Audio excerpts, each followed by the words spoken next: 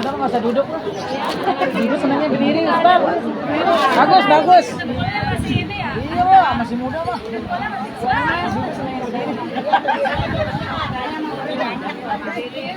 Iya, Ustaz, masih gagah, masih muda, diri aja, Ustaz. Nah, ini mah aduh, muda.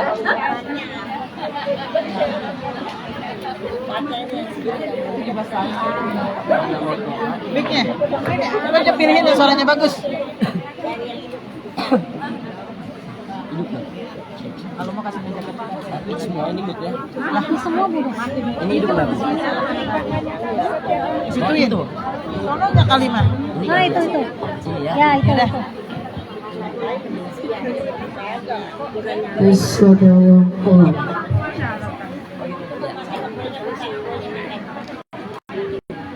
Assalamualaikum warahmatullahi wabarakatuh. Waalaikumsalam warahmatullahi wabarakatuh.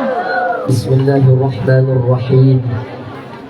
Alhamdulillahilladzi kataba ala nafsihi rahmah walladzi sabaqat rahmatuhu ghadabah wa bidzalika 'indahu kitabun katabah. Asyhadu an la ilaha illallah wahdahu la syarika lah wa asyhadu anna sayyidana wa nabiyyana Muhammadan 'abduhu wa rasuluhu la nabiyya ba'dah. Allahumma salli wa sallim wa barik ala sayyidina wa habibina wa syafi'ina wa maulana Muhammadin wa ala alihi wa ashabihi ajma'in, amma ba'd. Fayaqulullahu ta'ala fi kitabihil aziz, a'udhu billahi minasyaitonir rajim, bismillahirrahmanirrahim, wa innaka la'ala khuluqin azim. Wa qala an-nabiy sallallahu alaihi wasallam, inni lam ub'ath la'anan, innama bu'ithtu mu'alliman. Yang saya muliakan para alim ulama, para tokoh masyarakat, para asatidzah yang tidak saya sebutkan namanya satu persatu. Tidak lupa yang mulia yang saya hormati Bapak Ustadz Salmi, ya beserta putrinya Ustadzah Denada, yang jauh-jauh dari sini hadir ke rumah saya untuk menyampaikan undangannya. Maka alhamdulillah pada kesempatan ini saya bisa hadir ke tempat ini, kita semua bisa hadir ke tempat ini. Mudah-mudahan kita berada dalam penjagaan Allah Subhanahu wa taala. Amin ya rabbal alamin. Saya mohon izin para kiai di belakang panggung ini, para asatidzah. Saya tidak bermaksud menggurui siapapun. Apa yang keluar dari lisan saya, apa yang saya sampaikan, kalau yang keluar itu sebuah kesalahan dan kekhilafan, saya minta dibukakan pintu maaf yang sebesar-besarnya. Tapi kalau yang saya sampaikan itu kebenaran, maka kebenaran itu datangnya dari Allah. Maka itulah perlunya kita ngaji kepada para guru-guru kita yang ilmunya tuh bersanad, yang ilmunya sampai kepada Rasulullah Sallallahu Alaihi Wasallam. Ya para pasukan Banser juga yang saya hormati, mohon maaf lupa tersebut. Hari ini kita berkumpul dalam rangka peringatan maulidnya Nabi besar Muhammad Sallallahu Alaihi Wasallam. Kenapa kita perlu memperingati peringatan maulid? Itu dikemukakan oleh Sayyid Muhammad bin Alawi Al-Maliki dalam karya beliau.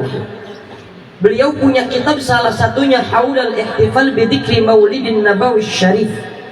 Itu ada 21 alasan itu kenapa kita perlu untuk memperingati peringatan maulidnya Nabi besar Muhammad Sallallahu Alaihi Wasallam.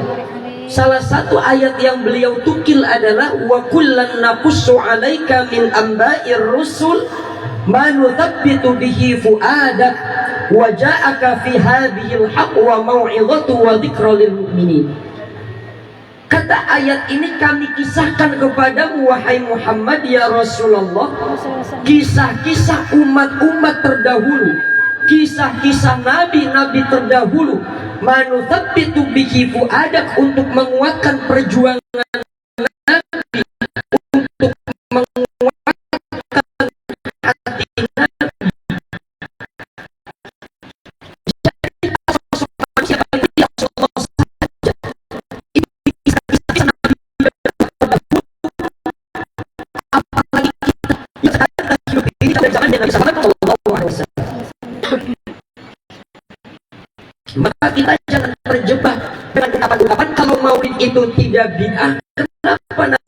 melakukan maulid.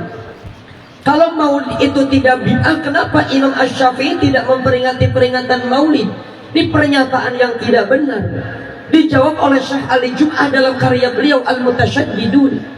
Wa in kana an-nabiy sallallahu alaihi wasallam lam yahtafilu bihi fi dzikra thanawiyah yaum tsani 'ashar min Rabiul Awwal min kulli 'am fa inna hadza la yaj'alu ihtifal bihi bid'atan madhmumah. Kalau ada ulama, orang-orang terdahulu tidak memperingati peringatan maulid, bukan berarti kalau ada yang memperingati peringatan maulid itu dianggap bid'ah, dianggap sesat. Tidak. Itu salah dalam mengistinbat suatu hukum. Maka apa sih yang kita peringati? Apa yang disebut dengan maulid? Kata Imam Jalaluddin As-Suyuti, yang pertama huwa ijtima'un nas. Ini syarat maulid yang pertama, huwa ijtima'un nas, berkumpulnya manusia. Ini kita di sini lagi pada kumpul loh.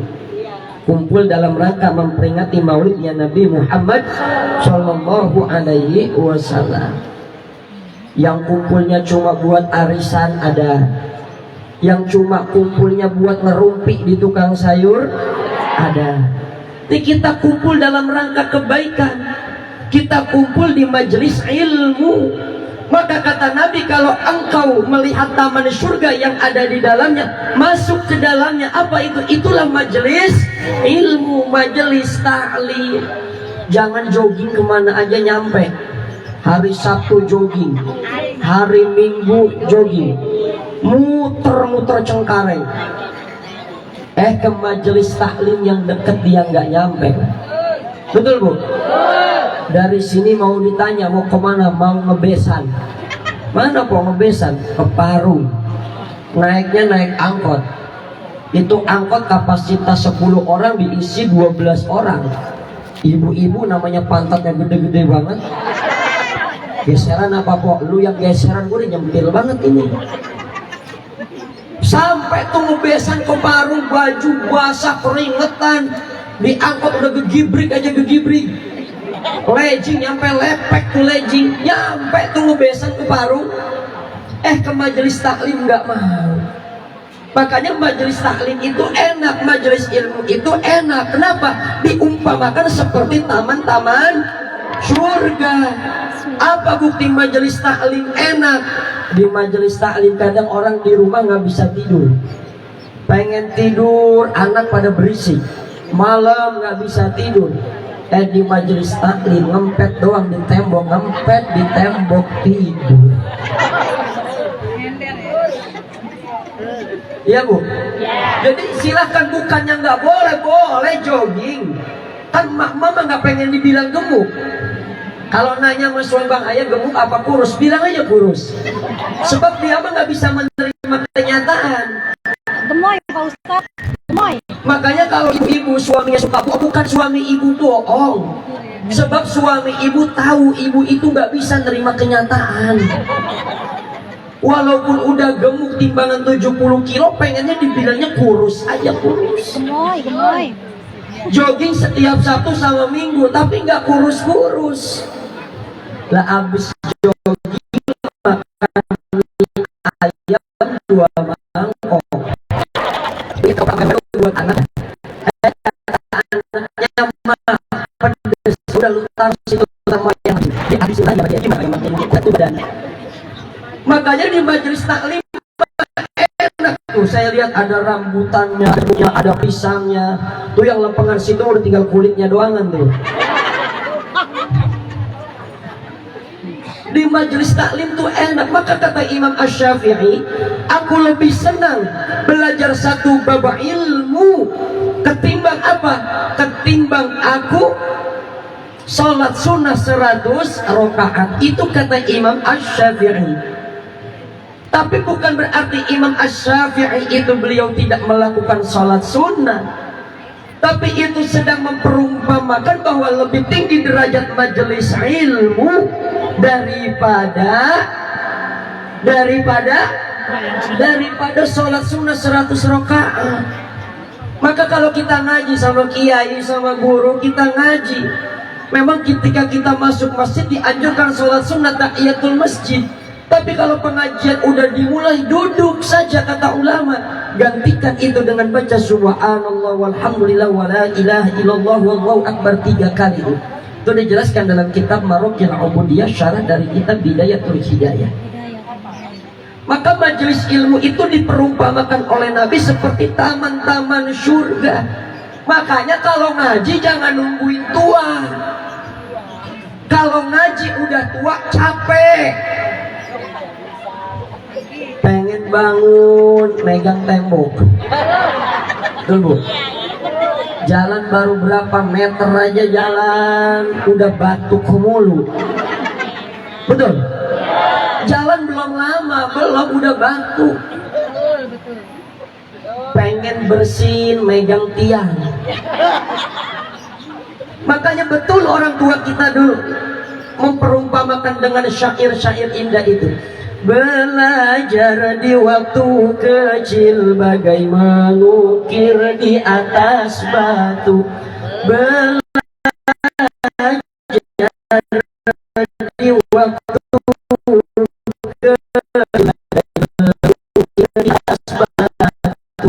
Belajar sesudah dewasa, laksana mengukir di atas air. Udah belajar capek, mata udah rabun, kuping udah budeg, kulit udah pada kisut. Makanya kalau udah tua mah jangan lenjeh-lenjeh bener. Kulit pada kisut, mata udah rabun, gigi udah pada ompong. Mau kemana nek? Mau jogging. Yang dipakai legging. Ya kalau perawan pakai legging cakep. Lu udah 60 tahun pakai legging, lenje bener, siapa yang mau godain? Jangankan ustadz, setan aja geli ngeliatnya. Maka kata Imam Al-Ghazali, orang yang usianya sudah melebihi 40 tahun tapi tidak bertambah kebaikannya, tidak berkurang kemaksiatannya, itu dikhawatirkan tuh manusia wafat dalam keadaan su'ul khotimah. Itu kalau 40 tahun belum bertambah kebaikannya, belum berkurang maksiat, tuh khawatir matinya dalam keadaan su'ul khotimah. Makanya kalau orang-orang soleh ketika dipanggil oleh Allah disambut, ya ayyatuhan nafsul mutmainnah irji'i ila rabbiki radiyatan mardiyah fadkhuli fi ibadi wadkhuli jannati. Itu sambutan, wahai jiwa-jiwa yang tenang, disambut oleh Allah dengan penuh penghormatan. Dalam kitab tafsir Sawi itu dijelaskan, tapi kalau ada orang yang durhaka, durjana, dicabut oleh Allah nyawanya, ya ayyatuhan nafsul khabithah irji'i ila jahannam. Wahai jiwa-jiwa yang berlumuran dengan noda dan dosa, kembalilah engkau kepada neraka jahannam. Maka dengan kita kumpul di majelis ilmu itu tuh kita sedang mencari sanad. Kumpul di majelis taklim itu kita cari guru-guru kita. Maka bagaimana supaya kita dapat ilmu? Kata Imam An-Nawawi, idza kharajal mar'u ilal ilmi yuridu bihil ilma lam yanfa'hul ilmu. Kalau kita berangkat dari rumah menuju majelis ilmu tapi niatnya cuma buat dapetin ilmu, lam yanfa'hul ilm, ilmunya enggak bakalan bermanfaat. Terus bagaimana supaya ilmunya bermanfaat? Kata Imam An-Nawawi, idza kharajal mar'u ilal ilmi yuridu bihil amala. Kalau kita pengen berangkat dari rumah untuk menuju majelis ilmu, niatnya untuk mengamalkan ilmu, maka nanti ilmunya akan menjadi ilmu yang bermanfaat. Amin. Sebab banyak orang ngaji mengaji, baca Quran baca Quran, tapi mulutnya demen banget gibahin tetangganya. Rajin ngajinya tapi maksiat nggak berhenti-berhenti, tapi itu masih lebih bagus ketimbang tidak ada kebaikannya sama sekali. Kata Imam Al-Haddad, kita beribadah meskipun banyak cacat, banyak tidak sempurna, itu lebih baik daripada tidak sama sekali. maksiat kita. Yang pertama tadi kata Imam Jalaluddin As-Suyuti, wa ijtima'un nas, berkumpulnya manusia. Yang kedua, wa qira'atu ma tayassara minal Qur'an. Di dalam maulid itu ada yang dibacakan ayat suci Al-Qur'an. Maka tadi ada qori kita yang membacakan ayat suci Al-Qur'an. Laqad kana lakum fi rasulillahi uswatun hasanah. Ya Allahnya melampaui ayat. Saya udah ngeden-ngeden baca. Udah ngeden-ngeden jawabannya lembek. Ini kekenyangan jeruk sama pisang ini. Belum makan. Emang orang Indonesia mah Bu bilangnya tuh belum makan. Nabi dulu pernah kelaparan, perutnya diganjel sama batu. 3 hari Nabi diboikot nggak makan. 3 hari Nabi nggak makan karena diboikot, perutnya diganjel pakai batu. Orang sini lapar diganjel sama lontong, bilangnya belum makan. Lu udah makan kok? Belum. Nah itu lontong 2 biji apaan? Bukan ini mah. Di dalamnya ada yang dibacakan ayat suci Al-Quran. Maka kenapa diundang qori? Supaya hidupnya itu indah adem, karena ada yang baca ayat suci Al-Quran. Makanya kalau kita pengen ngaji, ngajinya pakai sendal seni, sendal. Waduh, orang pendongkelan. Minum dulu dah. Tisu, kalau satu batuk. Tisu nggak ada tisu, kalau satu batuk. Ngaji pakai sendal, seni udah pakai sendal. Saya mah bener ngajarin ngaji itu pakai seni, pakai sendal. Orang pendongkelan dah. Ini jam berapa ini? Bentar. Lagi ya Bu ya. Ya. Maka kalau kita pengen punya anak yang soleh dan soleha, kitanya dulu tuh yang harus soleh dan soleha. Kan orang tua sekarang urusan ngaji pelit Bu, urusan ibadah tuh pelit. Maka ada karya tuh, ya ada sebuah karya itu dari Syekh Amir Syakib Arslan. Limadza ta'akhkhara al-muslimuna wa taqaddama ghayruhum. Kenapa umat Islam ini mengalami kemunduran, tapi umat di luar Islam itu mengalami kemajuan? Yang mundur bukan Islam, yang bukan. Agama kita tuh al-Islamu ya'lu wa la yu'la alaih. Tapi yang mundur itu orang-orang Islamnya. Al-Islam mahjubun bil muslimin, karya Syekh Muhammad Abduh. Kenapa umat Islam ini mengalami kemunduran? Salah satu faktornya karena umat Islam itu pelit. Contoh, kadang orang pengen mesantrenin anaknya tuh mikir-mikir dulu. Mak pengen kursus komputer, tenang, bapak yang bayarin. Mak pengen kursus bahasa Mandarin, tenang, emak yang bayarin. Daftar kursus, emak yang bayarin. Tapi kalau giliran itu anak pengen ngaji ke rumah ustadz, ke rumah ustazah, itu anak jalan sendiri, pulang sendiri, kayak anak yatim piatu. Orang tua kita dulu kalau pengen nitipin anaknya ke majelis taklim biar belajar ngaji tuh hebat, diantar bilang kepada ustadz, Pak Ustadz saya titip anak saya, tolong diajarin biar anak saya jadi anak yang soleh-soleha. Tapi kalau giliran urusan bayar komputer, bayar kursus Mandarin, bahasa Inggris, silahkan. Tapi jangan lupa anak kita biar pada ngaji. Ini mah kadang ustadz ngajarin ngaji. Kata ustadznya, tong itu peci lu udah pada hitam. Pulang beli peci. Jangan lupa tuh Al-Quran juga udah pada sobek. Minta dibeliin yang baru. Tuh bocah pulang, kata Pak Ustadz suruh beli Al-Quran. Emang kenapa? Pada sobek mah, udah nggak usah beli Quran. Lu beli lem aja ke si Ucok, ntar emak yang ambilin. Akhirnya tuh Quran pada sobek ditambel-tambelin Bu. Sambung-sambungin mana yang sobek. Begitu pengen dibaca, dia baca. Mau setoran apa surat wal asr? Ya udah baca Bismillahirrahmanirrahim. Wal asr innal insana lafi khusrin illa alladziina amanu wa 'amilus shalihati falahum ajrun ghairu mamnun. Atasnya surat wal asr, bawahnya surat atin.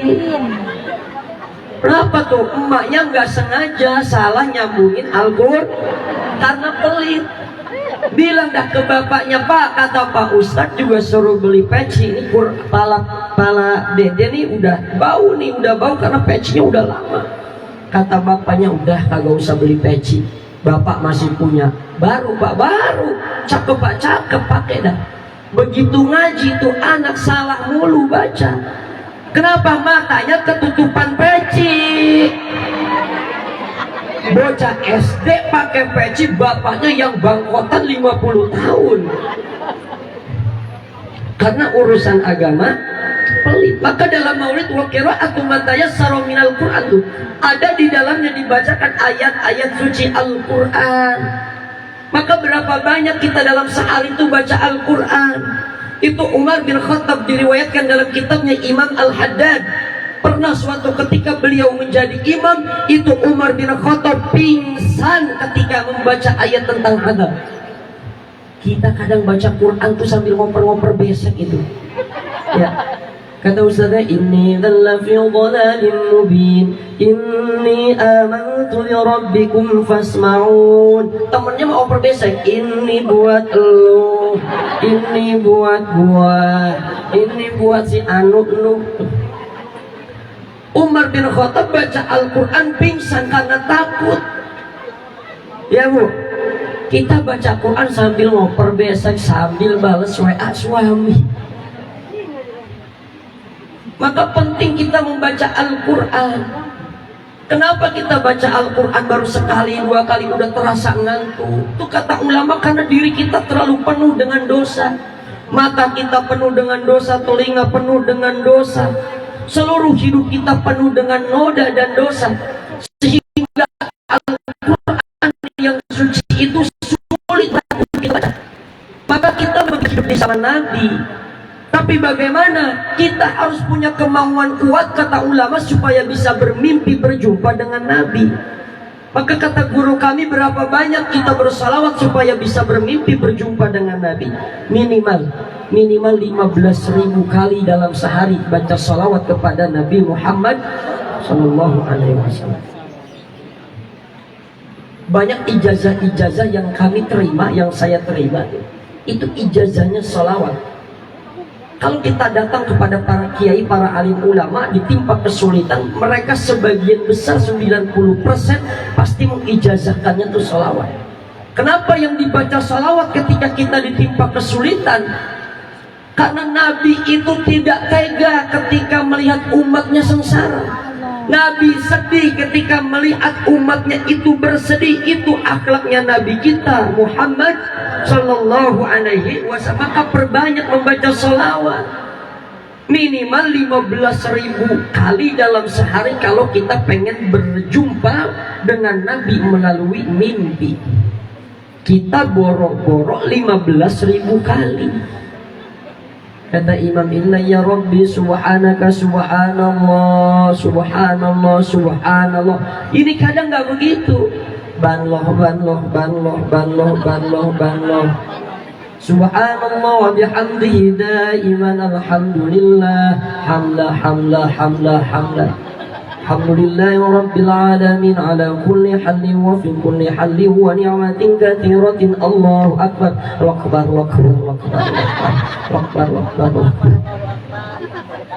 Ini boro-boro mau ngimpi ketemu Nabi. Nabi sebelum tidur apa? Nabi sebelum tidur itu berwudu. Kita belum tidur kencing. Makanya kita boro-boro ngimpi ketemu Nabi, ketemunya gerandong mulu sama mak lampir. Maka ikuti cara-cara Nabi. Minimal kalau kita memulai sesuatu dengan yang kanan, pakai baju mulai dari yang kanan, nyopotinnya baru dari yang kiri. Ibu pakai baju mulai pakai yang kanan, pakai sendal, pakai sepatu mulai dari yang kanan. Pengen minum jangan pakai tangan kiri, pantang pakai tangan kiri. Ibu ngasih minum anak tuh pantang pakai tangan kiri. Tuh anak-anak kita dari kecil tuh dididik jangan minum pakai tangan kiri. Khawatir itu akan menghalangi kecerdasan anak-anak kita. Ya Bu, makanya berkah dengan adanya maulid ini kita mendapat ilmu supaya ilmu kita bermanfaat. Tadi itu syarat maulid huwa ijtima'un nas, yang kedua wa qira'atu ma tayassara minal Qur'an, yang ketiga wa riwayatil akhbari fi mabda'i amrin Nabi sallallahu alaihi wasallam. Dalam maulid itu dikisahkan kisah-kisah perjuangan Nabi. Maka dibaca maulid Simtud Duror Ad-Dibai, itu isinya perjuangan Nabi, isinya kisah-kisah Nabi. Kenapa ada penceramanya, ada mubaliknya? Karena kita nggak paham artinya. Itu dikisahkan perjuangan-perjuangan Nabi supaya kita ingat dengan perjuangan Nabi, kita ingat dengan kisah-kisah Nabi. Anak-anak kita itu lebih tahu istrinya Raffi Ahmad daripada istrinya Nabi. Ya Bu. Maka dalam maulid ini dikisahkan bagaimana perjuangan Nabi, akhlak Nabi, tutur kata Nabi. Makanya Nabi itu jangankan dari akhlaknya, dari wajahnya saja tuh sudah kelihatan bahwa beliau itu seorang Nabi. Ketika beliau hijrah ke Madinah, ada tokoh Yahudi namanya Abdullah bin Salam. Abdullah bin Salam pengen tahu mana yang namanya Muhammad. Ketika ngelihat wajahnya Nabi Muhammad, kata Abdullah bin Salam orang Yahudi, inna hadzal wajha laisa biwajhin kadzabin. Aku melihat dari sosok ini yang namanya Muhammad tidak ada wajah-wajah kedustaan dalam dirinya, dan ini yang pernah dijelaskan dalam kitab-kitab terdahulu. Tuh Abdullah bin Salam melihat tuh wajah Nabi saja itu sudah diketahui bahwa ini adalah wajah manusia yang paling mulia, Nabi besar Muhammad sallallahu alaihi wasallam. Makanya kenapa Nabi dagangnya sukses, Nabi jualannya sukses. Nabi dari mukanya aja udah nyenengin. Nabi baru dilihat wajahnya aja udah ngegirangin orang. Kadang banyak orang dagang pengen sukses ini, sukses itu. Ya dia kemana aja nyareat minta doa, tapi usahanya nggak maju. Kenapa? Karena dari mukanya aja cemberut mulu. Gimana orang pengen beli sama dia kalau cemberut mulu? Jadi Nabi itu perjuangannya begitu. Nabi itu rumahnya kecil, padahal Nabi orang kaya tuh. Nabi itu kaya tapi hidup sederhana. Itu ada kisah ketika Sayyidina Umar ditanya oleh Sayyidati Hafsah, wahai ayah, engkau ini seorang khulafaur rasyidin, kenapa engkau tidak pakai baju yang mewah padahal engkau sebagai pemimpin? Kata Sayyidina Umar, wahai Hafsah anakku, engkau adalah istri Nabi, berapa Nabi punya baju? Kata Sayyidati Hafsah, ya ayah, Nabi cuma punya dua. Yang satu dipakai, yang satu lagi dicuci. Yang satu lagi dicuci, yang satu lagi dipakai. Tuh kesederhanaan Nabi. Kesederhanaan Nabi. Nabi kalau tidur kelihatan guratan-guratan pelepah kurma karena Nabi tidur di kain yang kasar. Nabi tidur di atas pelepah kurma. Kita biar kata ngontrak spring bednya mah tebel-tebel banget tuh. Ya Bu, tebel-tebel. Biar kata itu qasidah baru apal 3 lagu, seragamnya mah udah 7 biji. Betul, udah 7 style tuh seragam. Ya alhamdulillah hikmah maulid kan kita bisa sambil ngeredit baju ya Bu ya. Kita motor kredit, betul, rumah kredit, mobil kredit, seragam pengajian kredit. Makanya banyak suami ustad, istri saya ngaji mah ngaji, tapi apa aja dia kreditin. Tuh yang salah bukan ibu-ibu, yang salah suaminya. Kalau suaminya ngasih cukup, nggak bakal istri kita susah payah ngeredit. Betul? Betul Bu? Betul. Nggak mungkin suami ngutang, istri ngutang ke warung, ke sono ke sini. Kalau suaminya nyukup hidupin, betul. Ya, tapi emang suami ibu mampunya segitu ya udah. Makanya saya mah alhamdulillah Bu, nyimpen dompet ngegeletak di atas lemari aja tenang aja saya Bang. Cinta. Emang Pak Ustadz udah punya istri, Pak Ustadz? Pak Ustadz udah punya istri? Pak Ustadz masih Oh iya. Ditanya kamu bukan udah iya. Oh belum. Oh belum. Iya dah. Ntar ingetin lagi ya Bu Haji ya. Sampai mana tadi lupa dah. Radit. Oh iya. Saya mau dompet ngegeletak aja biarin aja udah. Ya ibu makanya kalau suami ibu nyimpen dompet ngegeletak aja udah itu biarin. Biarin aja Bu. Kadang kita ngelihat foto suami udah ngenes, ya Allah Bang, KTP lu fotonya ngenes bener Bang. Ya Bu. Makanya hidup itu lihat perjuangan Nabi. Nabi rumahnya kecil, rumahnya sempit, ada istilah ungkapan baiti jannati, rumah tangga Nabi itu seperti surga. Padahal rumahnya kecil. Itu pelajaran buat kita apa? Untuk hidup enak, hidup nikmat, enggak perlu nunggu serba ada. Enggak perlu nunggu punya mobil mewah. Enggak perlu nunggu punya rumah yang mewah. Yang ada aja kita syukuri. Semakin banyak manusia tidak bersyukur, akan Allah cabut satu persatu kenikmatan-kenikmatan yang ada dalam dirinya.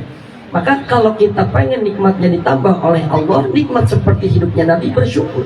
Wa idh ta'adzana rabbukum la in syakartum la azidannakum wa la in kafartum inna 'adzabi lasyadid. Dikasih surat dulu ini.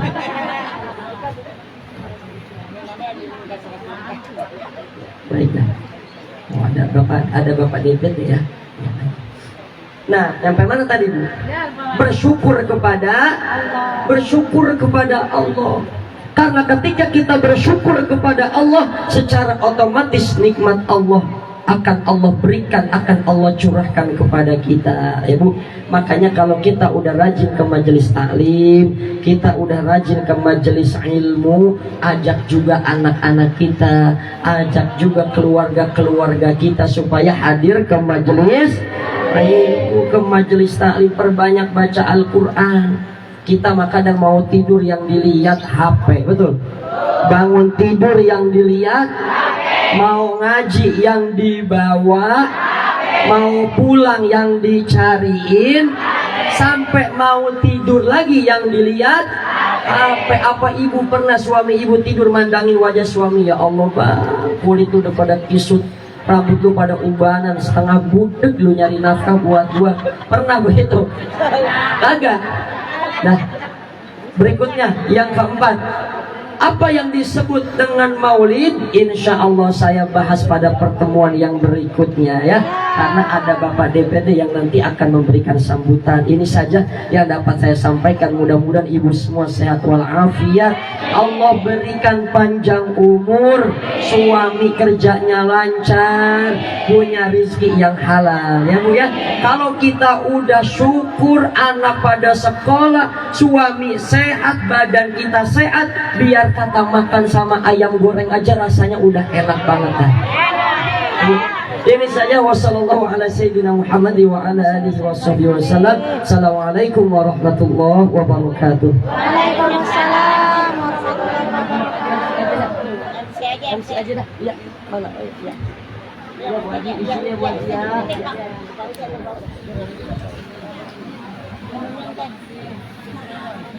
Demikian tadi yaitu tausiah agama yang telah diuraikan oleh Al Mukarram Bapak Ustaz